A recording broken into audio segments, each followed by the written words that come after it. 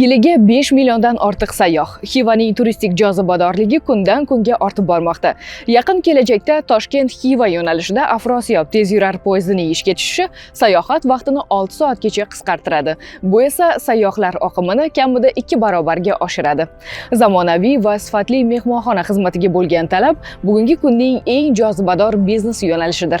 Raqamlar ham bu jarayonni yaqqol tasdiqlaydi.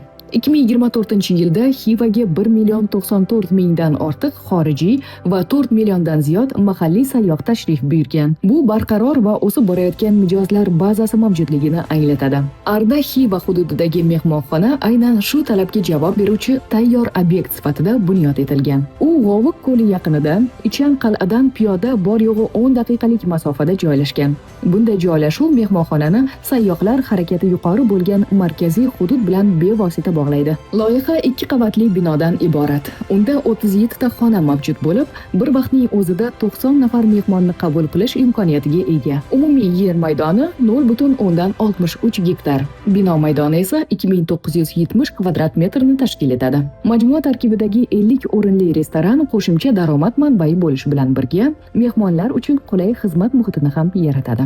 Eng muhim jihat shundaki, mehmonxona allaqachon foydalanishga topshirilgan va doimiy mijozlarga ega. Investitsiya ko'rsatkichlariga to'xtaladigan bo'lsak, daromadlilik 21%. Investitsiyaning o'zini qoplash muddati 5.5 yil. Moliyalashtirish shartlari ham moslashuvchan. Boshlang'ich to'lov 15% dan boshlanadi. Loyiha qiymatining qolgan 85% gacha bank moliyalashtiruvi orqali qoplanishi mumkin. Konsorsium modeli ham mavjud. Alohida ta'kidlash kerakki, loyiha Wyndham kabi xalqaro mehmonxona brendlari bilan hamkorlik qilish imkoniyatini ham nazarda tutadi. Bu boshqaruv sifati, brend ishonchliligi va daromad barqarorligini oshirishda muhim omil bo'lishi mumkin.